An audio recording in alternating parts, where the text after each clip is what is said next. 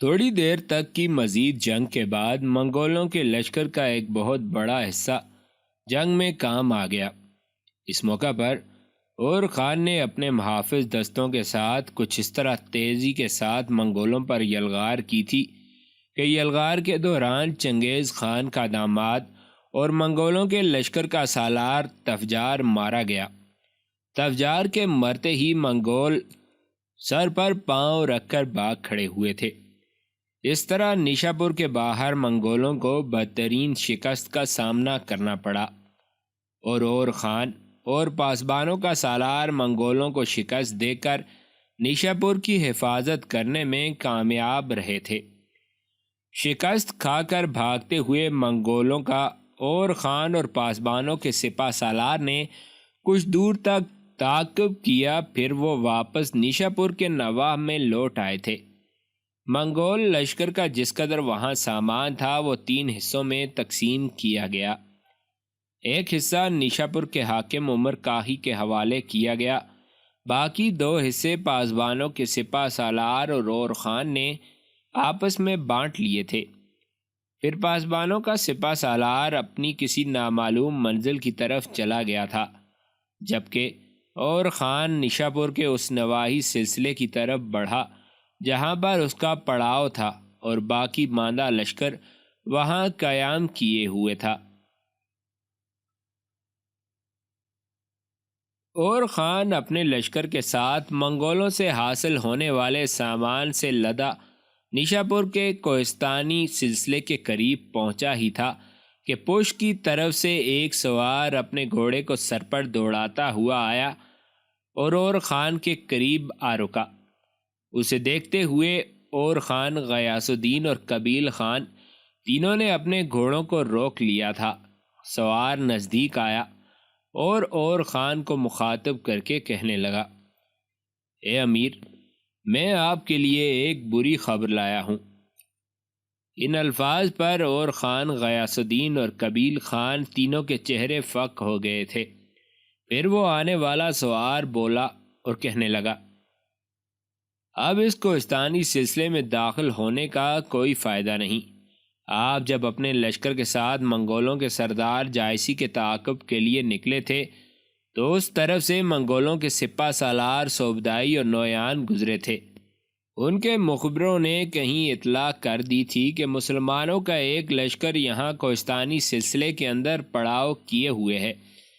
صوبدائی اس لشکر سے تعارض نہیں کرنا چاہتا تھا، لیکن نویان بضد تھا کہ اس لشکر پر حملہ آور ہونا چاہیے۔ صوبدائی نے اسے بہت سمجھایا کہ ہمارا اصل مقصد سلطان علاء الدین کا تعاقب کرنا ہے، ہمیں چھوٹے موٹے لشکروں سے ٹکرانے کا کوئی فائدہ نہیں، لیکن نویان نہ مانا۔ صوبدائی اپنے لشکر کے ساتھ کوہستانی سلسلے سے باہر ہی رہا، لیکن نویان اپنے حصے کے لشکر کے ساتھ کوہستانی سلسلے میں داخل ہوا اور ہمارے پڑاؤ پر اس نے حملہ کر دیا۔ نویان کا جو لشکر تھا وہ ہمارے پڑاؤ میں جس قدر مسلح جوان تھے ان سے 60 سے 70 گنا زیادہ ہوگا، لہٰذا ہمارے جوان اس شاہراہ پر بھاگ کھڑے ہوئے جو نیشاپور سے مرو شہر کی طرف جاتی تھی۔ نویان نے کچھ دور تک ہمارے لشکر کے حصے کا تعاقب کیا۔ جب اسے یہ احساس ہوا کہ اس نے لشکر کا تعاقب کرتے ہوئے اور ان کا قتل عام کر کے ان کی تعداد کافی کم کر دی ہے تو وہ لوٹ آیا اور صوبدائی سے آن ملا۔ پھر وہ دونوں آگے بڑھ کر سلطان علاء الدین کی تلاش میں نکل گئے۔ ہمارے بچے کچے لشکر کا حصہ، جن میں آپ کا ماموزاد بھائی تغرل خان بھی تھا، مرو شہر کی طرف بھاگ گئے۔ مرو شہر چونکہ منگولوں کے پے در پے حملوں کی وجہ سے آدھے کے قریب کھنڈر ہو چکا ہے، لہٰذا تغرل خان نے ارادہ کیا کہ وہ انہی کھنڈروں میں جا کے پناہ لے لے گا۔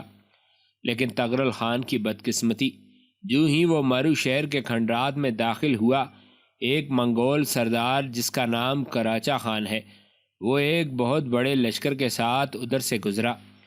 اسے جب خبر ہوئی کہ کچھ مسلمان بھگوڑے مرو شہر میں داخل ہوئے ہیں تو وہ مرو شہر پر حملہ آور ہو گیا۔ کہتے ہیں یہاں ہمارے بچے کچے لشکر کا کراچا نے صفایا کر دیا، تاہم آپ کے ماموزاد بھائی تغرل کا کچھ پتہ نہیں چلا کہ وہ کہاں گیا۔ کچھ لوگوں کا خیال ہے کہ وہ مارا گیا ہے، کچھ لوگ یہ کہتے ہیں کہ وہ مرو شہر کے کھنڈرات اور تہخانوں میں چھپ کر اپنی جان بچانے میں کامیاب ہو چکا ہے۔ امیر اور خان، یہ ہے وہ بری خبر جو میں آپ سے کہنے کے لیے مرو شہر کی طرف سے حاضر ہوا ہوں۔ یہ خبر سنتے ہوئے اور خان بیچارہ پریشان ہو گیا تھا۔ غیاث الدین اور قبیل خان کے چہروں پر بھی ہوائیاں اڑنے لگی تھیں۔ پھر اور خان غیاث الدین اور قبیل خان کو مخاطب کر کے کہنے لگا، میرے بھائیو، اب مجھے اپنے لشکر کو لے کر مرو شہر کا رخ کرنا ہوگا، تاکہ اگر وہاں منگول ہیں تو ان کا صفایا کر دیا جائے، اور ساتھ ہی میں اپنے ماموں زاد تغرل خان کو بھی تلاش کر سکوں۔ اس لیے میری تجویز ہے کہ جہاں پہلے کوہستانی سلسلے کے اندر ہمارے لشکر نے پڑاؤ کیا تھا وہاں کافی غاریں ہیں، جس قدر ہمارے پاس سامان ہے اسے ان غاروں میں محفوظ کر دیں اور خود ہم مرو کی طرف کوچ کریں۔ غیاث الدین اور قبیل خان دونوں نے اور خان کی اس تجویز سے اتفاق کیا۔ اس کے بعد وہ بڑی تیزی سے لشکر اور سامان کو لے کر کوہستانی سلسلے میں داخل ہوئے۔ کوہستانی سلسلے کی غاروں کے اندر سارا سامان محفوظ کر دیا گیا اور کوہستانی سلسلے کے اوپر چند دستے حفاظت کے لیے گھات میں بٹھا دیے گئے۔ اس کے بعد اور خان غیاث الدین اور قبیل خان لشکر کو لے کر مرو شہر کی طرف کوچ کر گئے۔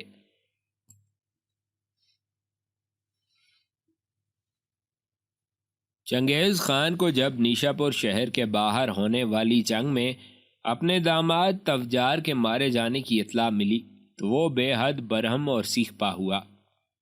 اس نے فوراً تیز رفتار قاصد اپنے بیٹے تولائی کی طرف بھجوائے اور اسے حکم دیا کہ نیشا پور شہر پر حملہ آور ہو کر شہر کی اینٹ سے اینٹ بجا دے، اس لیے کہ نیشا پور شہر کے باہر تفجار مارا گیا ہے۔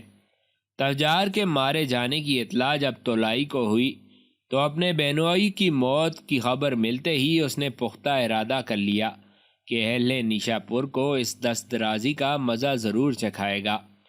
چنانچہ وہ موسم بہار میں ایک بھاری لشکر لے کر فتح نیشا پور کے ارادے سے روانہ ہوا۔ چونکہ شہر کے ارد گرد منجنیکوں میں استعمال ہونے والے پتھروں کی کمی تھی، اس لیے جب وہ نیشا پور سے 3 منزل کی دوری پر تھا تو احتیاطاً فوج کو حکم دیا کہ چھکڑوں اور گاڑیوں میں زیادہ سے زیادہ پتھروں کی مقدار بھر لی جائے۔ جب اپنے لشکر کے ساتھ یہ نیشا پور شہر کے قریب پہنچا تو حکم دیا کہ 200 منجنیکوں اور 3000 تیر چرخ شہر کے چاروں طرف مناسب مقامات پر نصب کر دیے جائیں۔ نیشا پور شہر کے لوگوں نے جب ہلاکت اور تباہی کا یہ معیب ساز و سامان دیکھا تو ان کے اوسان خطا ہو گئے۔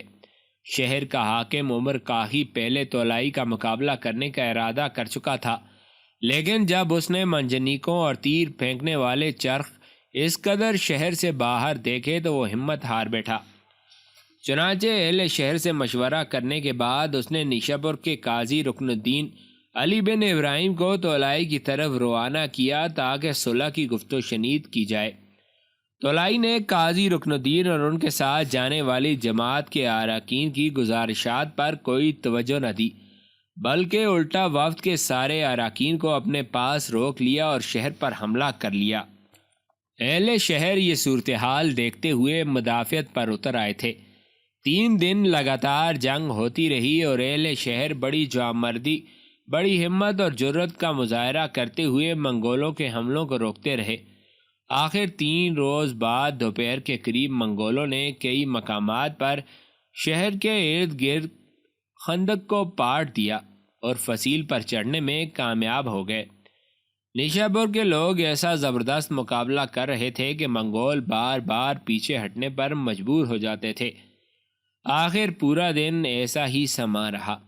منگول بار بار رسوں کی سیڑھیوں کے ذریعے فصیل پر چڑھنے کی کوشش کرتے اور بار بار اہل شہر کا حفاظتی لشکر منگولوں پر حملہ آور ہو کر انہیں پیچھے ہٹنے پر مجبور کر دیتا تھا۔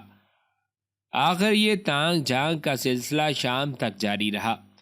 جب رات چھا گئی تو منگولوں نے اپنے لشکر کو شہر کے چاروں طرف سے سمیٹ کر ایک طرف جمع کر لیا۔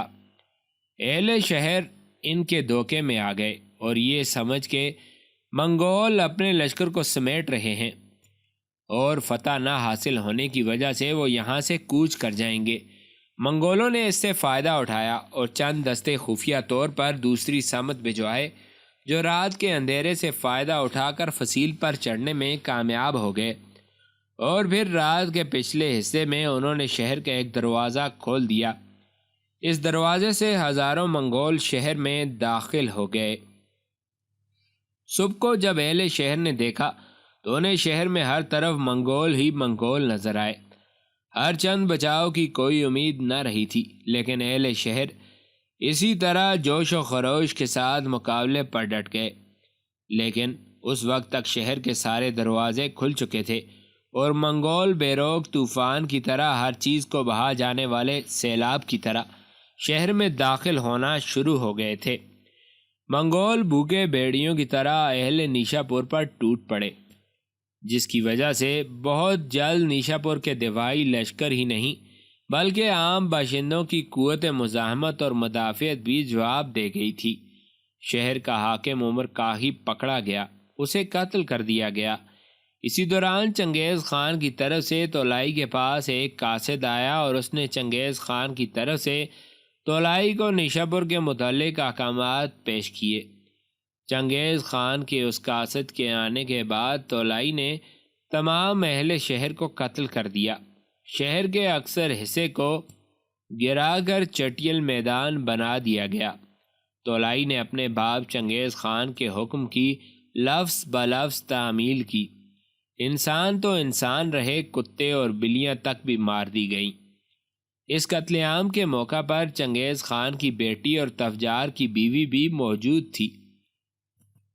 چنگیز خان کی اس بیٹی نے بھی اپنی آتش انتقام کو بجھانے کے لیے نہ صرف یہ کہ قتل عام کے بھیانک منظر سے تسکین حاصل کی، بلکہ سینکڑوں بے گناہوں کو اپنے ہاتھ سے قتل کیا۔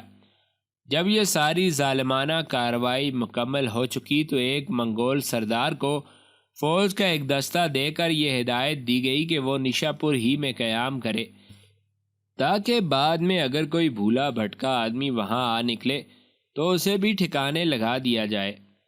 حسب معمول نیشا پور کے تمام دستکار اور کاریگر ترکستان بھیج دیے گئے۔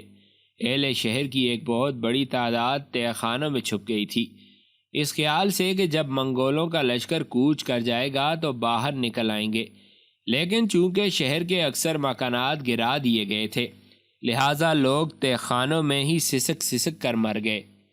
تولائی جب نیشا پور کی تباہی اور بربادی سے فارغ ہوا تو اس کے باپ چنگیز خان نے اسے پیغام بھجوایا کہ نیشا پور کے بعد وہ ہرات شہر کا رخ کرے اور اسے فتح کرے۔ چنگیز خان کا پیغام ملتے ہی تولائی نے اپنے لشکر کو سمیٹا اور بڑی تیز رفتاری سے اس نے ہرات شہر کی طرف پیش قدمی شروع کر دی۔ ہرات صوبہ خراسان میں مرو اور نیشا پور کے بعد اہم شہر ہے۔ تولائی نے اپنے لشکر کے ساتھ شہر کے نواح میں شبرتو نامی ایک وسیع اور کھلے میدان میں آ کر اترا اور ایک قاصد کو اہل شہر کے پاس بھیجا کہ اگر وہ اپنی بھلائی چاہتے ہیں تو مقابلہ کرنے کے بجائے شہر کے دروازے منگولوں پر کھول دیں۔ ہرات شہر کا حاکم امیر الملک شش و پنج میں پڑ گیا تھا کہ منگولوں کا مقابلہ کرے یا ان سے مصالحت کر لے۔ اہل شہر نے جب دیکھا کہ شہر کا حاکم امیر الملک شش و پنج میں مبتلا ہے تو انہوں نے اسے معزول کر دیا اور ایک انتہائی شجاع، دلیر اور بہادر شخص شمس الدین کو شہر کا حاکم بناتے ہوئے سارا نظم و نسق اس کے سپرد کر دیا۔ نیا حاکم شمس الدین بڑی تیزی سے ہرات شہر کا دفاع کرنے اور منگولوں سے مقابلہ کرنے کی تیاریاں کرنے لگا۔ اسی دوران چنگیز خان کے بیٹے تولائی کی طرف سے ایک قاصد حاکم شہر شمس الدین کی خدمت میں حاضر ہوا اور تولائی کا یہ پیغام بھجوایا کہ اہل شہر اگر اپنی جانیں عزیز رکھتے ہیں تو منگولوں کے سامنے اپنے ہتھیار ڈال دیں، یہ پیغام سن کر ہرات شہر کے حاکم شمس الدین نے چھاتی تان کر کہا، خدا اس دن کو غارت کرے جس دن میں ان ویشیوں کی اطاعت کا توق اپنی گردن میں ڈالوں۔ اس کے بعد حاکم شہر شمس الدین نے حکم دیا کہ منگولوں کے اس قاصد کو قتل کر دیا جائے۔ جب طولائی کو اپنے قاصد کے حشر کا علم ہوا تو اس نے حکم دیا کہ شہر کا محاصرہ کر کے اسے جلد از جلد فتح کرنے کی کوشش کی جائے۔ آخر لڑائی چھڑ گئی۔ منگول حشرات الارض کی طرح شہر پر ٹوٹ پڑے تھے۔ دوسری جانب شمس الدین بھی بڑا دلیر، بڑا بہادر اور جرأت مند تھا۔ وہ اپنے لشکر کے ساتھ شہر سے باہر نکلا اور اس عزم اور جرأت مندی کے ساتھ اس نے منگولوں پر حملہ کیا کہ پہلے ہی دن کی لڑائی میں اس نے 1700 منگولوں کو موت کے گھاٹ اتار دیا اور اپنے لشکر کو لے کر وہ بحفاظت شہر میں داخل ہو گیا۔ اس طرح 7 دن تک جنگ ہوتی رہی اور ہرات کا حاکم شمس الدین نہ صرف یہ کہ بہترین انداز میں ہرات شہر کا دفاع کرتا رہا بلکہ اس نے انگنت منگولوں کو موت کے گھاٹ بھی اتار دیا۔ 8ویں دن شمس الدین پھر خم ٹھونک کر شہر سے نکلا اور منگولوں کے مقابلے میں آیا۔ ایسی دلیری، ایسی جانثاری اور ایسی سرفروشی کے ساتھ منگولوں پر حملہ آور ہوا کہ کہتے ہیں کہ چنگیز خان کا بیٹا طولائی بھی اس کی جرأت مندی اور لڑنے کے انداز پر آشش کر اٹھا اور اسے داد دی۔ لیکن اہل شہر کی بدقسمتی کہ 8ویں روز جس وقت شمس الدین نے منگولوں کا قتل عام شروع کر دیا تھا اور قریب تھا کہ چنگیز خان کے بیٹے طولائی کو بدترین شکست ہوتی، ایک تیر شمس الدین کے لگا جس سے شمس الدین میدان جنگ میں دم توڑ گیا۔ شمس الدین کے بعد کوئی ایسا دانشور، کوئی ایسا فہیم، دلیر اور تجربہ کار جرنیل نہ تھا جو ہرات شہر کے لشکر کی کمانداری کرتے ہوئے منگولوں کا مقابلہ کرتا۔ اگر کوئی ایسا شخص سامنے آتا تو یقیناً ہرات شہر کے باہر چنگیز کے بیٹے طولائی کو بدترین شکست ہوتی۔ لیکن شمس الدین کی وفات کے بعد اہل شہر میں اختلاف پیدا ہوا۔ فوج اور عوام اس لڑائی کو جاری رکھنا چاہتے تھے چونکہ انہوں نے کافی حد تک منگولوں کو دبا رکھا تھا اور انہیں امید تھی کہ اگر چند روز اور جنگ جاری رہی تو منگولوں کو ہرات شہر سے باہر بدترین شکست ہوگی۔ لیکن امراء کا طبقہ مصالحت پر اصرار کر رہا تھا۔ دوسری طرف طولائی بھی چاہتا تھا کہ مصالحت ہو جائے، اس لیے کہ گزشتہ 8 دنوں کی جنگ میں اس نے اندازہ لگا لیا تھا کہ اگر یہ جنگ مزید جاری رہی تو اس کی شکست یقینی ہوگی۔ اس نے لڑنے کے جو انداز شمس الدین کے دیکھے تھے اس سے وہ اس فکر میں پڑ گیا تھا کہ اگر ایسا ہی کوئی اور جرنیل ہرات شہر کے لوگوں کو مل گیا تو پھر وہ یقیناً طولائی کو شکست دیں گے۔ لہٰذا 9ویں دن طولائی اپنے گھوڑے پر سوار ہو کر شہر کی فصیل کے قریب خندق کے بیرونی کنارے پر آن کھڑا ہوا اور اہل شہر اور لشکریوں کو جو فصیل پر کھڑے تھے مخاطب کر کے کہنے لگا، اہل ہرات، کان کھول کر سنو، میں چنگیز خان کا بیٹا طولائی ہوں۔ اگر تمہیں اپنی اور اہل و عیال اور عزیز و اقارب کی جانیں عزیز ہیں تو مقابلے کا خیال ترک کر دو اور ہر سال جو رقم اس سے پہلے تم اپنی حکومت کو بھیجتے رہے ہو اس کا نصف مجھے پیشگی ادا کرو تو میں تمہارے ساتھ صلح کر لوں گا۔ ہر چند اہل ہرات نے 7-8 دن تک منگولوں کا زبردست مقابلہ کیا تھا۔ منگول ایسے لوگوں کو معاف نہیں کیا کرتے تھے، لیکن طولائی ہرات کے مال وقوع سے بڑا متاثر ہوا تھا۔ وہ دل سے چاہتا تھا کہ اہل شہر اظہار اطاعت پر آمادہ ہو جائیں تو انہیں معاف کر دیا جائے گا۔ اہل شہر نے بھی محسوس کیا کہ طولائی کسی حد تک مخلص ہے۔ نیز لوگوں کو یہ بھی معلوم تھا کہ منگولوں سے لڑنا دیوار سے سر پھوڑنے کے مترادف ہے۔ چنانچہ اہل شہر نے صلاح مشورہ کرنے کے بعد یہ فیصلہ کیا کہ شہر کے قاضی عزیز الدین کو ایک وفد دے کر طولائی کے پاس بھیجا جائے اور صلح کی گفت و شنید کی جائے۔ صلح کے لیے جانے والا یہ وفد اپنے ساتھ طولائی کے لیے قیمتی تحائف بھی لے گیا، لیکن طولائی نے بڑی عیاری اور دھوکہ دہی سے کام لیا، اس لیے کہ جو ہی وفد کے اراکین اس کے پاس پہنچے اس نے ان سب کو قتل کروا دیا۔ وفد کے اراکین چونکہ شہر کے دروازے کو کھلوا کر باہر نکلے تھے، اس لیے وفد کے اراکین کو قتل کروانے کے بعد طلائی اپنے لشکر کے ساتھ شہر میں داخل ہونے میں کامیاب ہو گیا اور شہر کے لوگوں کا قتل عام کرنے کا اس نے حکم دے دیا۔ کم و بیش 10-12 ہزار انسان مارے جا چکے ہوں گے۔ نہ جانے طلائی کے ذہن میں کیا بات آئی کہ اس نے قتل عام روک دینے کا حکم دے دیا اور عام معافی کا اعلان کر دیا۔ بعد ازاں اس نے ہرات شہر کے باہر چند روز تک قیام کیا۔ اس دوران اس نے ایک شخص ابو بکر مراغنی کو شہر کا حاکم مقرر کیا اور اپنے ایک منگول سردار مانگاتائی کو شہر کا کوتوال مقرر کیا، اور یہ سارے انتظام کرنے کے بعد طلائی اپنے لشکر کے ساتھ اپنے باپ چنگیز خان کی طرف کوچ کر گیا۔ اپنے لشکر کے ساتھ اور خان جب مرو شہر کے سامنے آیا تو شاید وہاں سے چند دن پہلے کوچ کرنے والے منگول سردار کراچا کو بھی اس کی وہاں آمد کی خبر ہو گئی تھی، لہٰذا کراچا اپنے لشکر کے ساتھ لوٹا اور خان کے لشکر پر اس نے ہولناک طریقے سے حملہ کر دیا۔ یہ حملہ اس وقت ہوا جب سورج مغرب میں غروب ہو رہا تھا۔ دونوں لشکر بھوکے بھیڑیوں کی طرح ایک دوسرے پر ٹوٹ پڑے تھے۔ منگول سردار کراچا کا خیال تھا کہ وہ جلد ہی اور خان کے لشکر کو بدترین شکست دے کر اس کا قتل عام کرے گا، اس لیے کہ کراچا کے ساتھ جو لشکر تھا اس کی تعداد اور خان کے لشکر سے کہیں زیادہ تھی، لیکن اور خان نے جم کر جب کراچا کا مقابلہ کیا اور سرخ، سفید اور سیاہ جھنڈیوں کے ذریعے مافوق الفطرت انداز میں اپنے لشکر کو دائیں بائیں پیچھے آگے بڑھنے کے احکامات جاری کرتا رہا، اس سے کراچا بوکھلا گیا۔ اسی بوکھلاہٹ میں جب اور خان نے اس پر مزید تیز اور جان لیوا حملے کیے تو مرو شہر کے کھنڈرات کے باہر منگول سردار کراچا کو بدترین شکست ہوئی۔ اس وقت تک رات گہری ہو کر چاروں طرف پر پھیلا چکی تھی۔ اس تاریکی سے فائدہ اٹھاتے ہوئے کراچا شکست اٹھا کر بھاگ نکلا تھا۔ اس وقت مرو شہر کے کھنڈرات میں کوئی منگول نہیں تھا، اس لیے اور خان نے اپنے لشکر کو غیاث الدین اور قبیل خان کی سرکردگی میں حکم دیا کہ وہ یوں ہی پڑاؤ کیے رکھیں جہاں کراچا کے ساتھ جنگ ہوئی تھی۔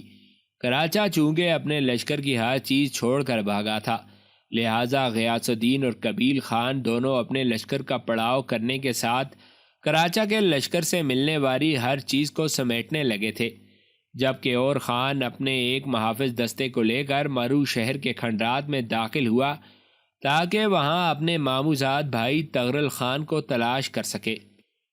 اور خان اپنے محافظ دستے کے ساتھ کافی دیر تک مرو شہر کے کھنڈرات میں گھومتا رہا، لیکن اسے کوئی فرد وہاں دکھائی نہ دیا۔ لگتا تھا شہر کے بچے کچے لوگ اپنے اپنے مکانوں کے تہہ خانوں میں چھپ گئے تھے۔ لاچار اور خان نے اپنے محافظ دستے کے ساتھ جگہ جگہ کھنڈرات پر کھڑے ہو کر اذانیں دینا شروع کی تاکہ تہہ خانوں میں چھپے ہوئے مسلمان یہ جان کر کہ منگول جا چکے ہیں اور مسلمان شہر کے اندر اذانیں دے رہے ہیں باہر نکل آئیں، لیکن کوئی ایک فرد بھی تہہ خانوں سے باہر نہ آیا، اس لیے کہ ایسا حربہ پہلے منگول استعمال کرتے رہے تھے۔ وہ مسلمانوں کا قتل عام کرنے کے لیے اور انہیں ان کے تہہ خانوں سے نکالنے کے لیے اذانیں دیتے رہے تھے، اور مسلمان دھوکے میں آ کر جب تہہ خانوں سے نکلتے تو منگول ان کا قتل عام کر دیتے تھے۔ لہٰذا اور خان کے محافظ دستے نے جب مرو کے کھنڈرات میں اذانیں دیں تو کوئی ان اذانوں کے جواب میں باہر نہ نکلا۔ تاہم اور خان اپنے ماموزاد بھائی تغرل خان کو مرو کے کھنڈرات میں تلاش کرتا رہا۔ اس کی بدقسمتی کے منگول سردار کراچا مرو شہر سے باہر شکست کھانے کے بعد نوائی کوہستانی سلسلوں کی طرف گیا۔ وہاں پہلے سے 2 منگول سردار جن کے نام تربائی اور آنکھ ملک تھے، ایک بہت بڑے لشکر کے ساتھ قیام کیے ہوئے تھے۔ کراچا نے ان دونوں سے اور خان کے لشکر کے خلاف مدد طلب کی، جس پر وہ دونوں منگول سردار تیار ہو گئے۔ اب کراچا تربائی اور آنکھ ملک کو اپنے ساتھ ملانے کے بعد بڑی تیزی سے اور خان کے لشکر کی طرف بڑھا۔ کراچا اور آگ ملک دونوں نے اپنے اپنے لشکروں کے ساتھ مرو شہر سے باہر اور خان کے لشکر پر حملہ کر دیا۔ غیاث الدین اور خان کا بھائی کبیل خان دونوں مل کر اپنے دفاع کرنے لگے تھے، جبکہ تیسرا منگول سردار اپنے حصے کے لشکر کے ساتھ مرو شہر کے کھنڈرات میں داخل ہوا اور خان کے محافظ دستے پر اس نے حملہ کر دیا۔ آن کی آن میں منگول سردار تربائی نے اور خان کے محافظ دستے کا صفایا کر دیا، اور خان بیچارہ اپنی جان بچانے کے لیے مرو کے کھنڈرات میں ادھر ادھر چھپتا پھرنے لگا۔ منگولوں سے بچنے کے لیے اور خان مرو کے کھنڈرات میں رات کی تاریکی میں ادھر ادھر مارا پھر رہا تھا، یہاں تک کہ ایک گری ہوئی عمارت کے اس حصے میں آ کر اس نے پناہ لی جہاں دو دیواریں جو آپس میں ملتی تھیں اور ایک کونے کی صورت میں کھڑی تھیں، اور خان نے اپنے بائیں ہاتھ میں ڈھال لے کر اپنے سامنے رکھی تھی تاکہ رات کی تاریکی میں اسے دیکھ کر کوئی تیر چلائے تو وہ محفوظ رہے۔ اپنی تلوار بھی اچانک حملہ کرنے اور دشمن کے وار کو روکنے کے لیے اس نے سامنے کر رکھی تھی۔ اس حالت میں اور خان ٹھٹک کر رہ گیا، اس لیے کہ اسے اپنی پشت کی طرف سے ایک نوعمر نسوانی آواز سنائی دی تھی، اور خان آپ اندر آ جائیے، باہر آپ کو خطرہ ہے۔ آواز ایسی خوشکن اور تر و تازہ تھی جیسے بادوں جل تھل بہتی ندیاں گونج اٹھی ہوں۔ وہ آواز سنتے ہی اور خان نے اپنی تلوار پر اپنی گرفت مضبوط کر لی، پھر وہ تیزی سے مڑا۔ اس نے دیکھا کہ اس کی پشت پر ایک تہہ خانے کا دروازہ کھلا تھا اور اس دروازے پر ایک سایہ کھڑا تھا۔ وہ کوئی نوعمر لڑکی تھی جس نے اور خان کو پکار کر اندر بلایا تھا، اور خان بڑی دھیمی اور رازدارانہ آواز میں بولا اور پوچھنے لگا، تم کون ہو؟ میرا نام کیسے جانتی ہو؟ اس پر لڑکی پھر بولی اور کہنے لگی، یہ باہر کھڑے ہو کر سوال کرنے کا وقت نہیں، آپ کو شہر کے بھیڑیے اور کتوں کی طرح دندناتے ہوئے منگولوں سے خطرہ ہے، وہ آپ کو تلاش کر رہے ہوں گے۔ یاد رکھیے میں آپ کی دشمن نہیں، دوست ہوں، آپ میرے محسن، میرے مربی، اور یوں جانے کہ اس دنیا کے اندر میری منزل کا آخری نشان ہے۔ آپ اندر آ جائیں، یہاں آپ کو کوئی خطرہ نہیں ہے۔ رات کی گہری تاریکی میں اور خان کے چہرے پر ہلکی ہلکی مسکراہٹ نمودار ہوئی۔ وہ اس آواز کو پہچان گیا تھا۔ وہ آواز حسین و جمیل اور خوبصورت اور سراپا حسن تیان کی آواز تھی۔ اپنی تلوار کے دستے پر اور خان نے گرفت ڈھیلی کر دی، پھر وہ دروازے کی طرف لپکا اور اندر داخل ہوا۔ جو ہی وہ اندر داخل ہوا، دروازے پر کھڑے اس نسوانی سائے نے دروازہ بند کر لیا تھا۔ اس کے بعد وہ سایہ مڑا اور خان کو مخاطب کر کے کہنے لگا، آپ میرے ساتھ آئیں، اور خان چپ چاپ اس کے پیچھے ہو لیا۔ وہ نسوانی سایہ تھوڑا سا آگے جا کر ایک تہہ خانے میں سیڑھیاں اترنے لگا۔ 3-4 سیڑھیاں نیچے جانے کے بعد وہ نسوانی آواز پھر اور خان کو سنائی دی۔ وہ کہہ رہی تھی، آپ تھوڑا نیچے چلے جائیں، میں تہہ خانے کا ڈھکن بند کر کے آپ سے آ ملتی ہوں۔ اس کے کہنے پر اور خان مزید سیڑھیاں اتر کر رک گیا اور لڑکی کا انتظار کرنے لگا۔ لڑکی جن سیڑھیوں سے اندر داخل ہوئی تھی ان کے اوپر پتھر کا بنا ہوا ڈھکن اس نے بند کر دیا۔ پھر وہ اور خان کو مخاطب کر کے کہنے لگی، آپ یہاں کیوں کھڑے ہیں؟ آپ اندر اتریے، یہ تہہ خانہ آپ ہی کا ہے، آپ کی حیثیت ایک معزز اور محترم مہمان کی سی ہوگی۔ اور خان سیڑھی پر ہی کھڑا رہا۔ لڑکی بھی اس کے سامنے اس سے ایک سیڑھی اونچی آن کھڑی ہوئی تھی، اور خان اس موقع پر تھوڑی دیر اندھیرے میں اسے دیکھتا رہا۔ پھر اس نے پوچھا، تیان، اگر میں غلطی پر نہیں اور میں نے تمہیں پہچاننے میں خطا نہیں کی تو مجھ پر یہ احسان مندی کرنے والی تم ہی ہو۔ اس پر وہ لڑکی بولی اور کہنے لگی، اور خان، آپ کا اندازہ درست ہے، میں تیان ہوں، اب میں منگول نہیں، میں مسلمان ہوں، اسلام قبول کر چکی ہوں۔ آپ مجھے اپنی لونڈی تصور کر سکتے ہیں۔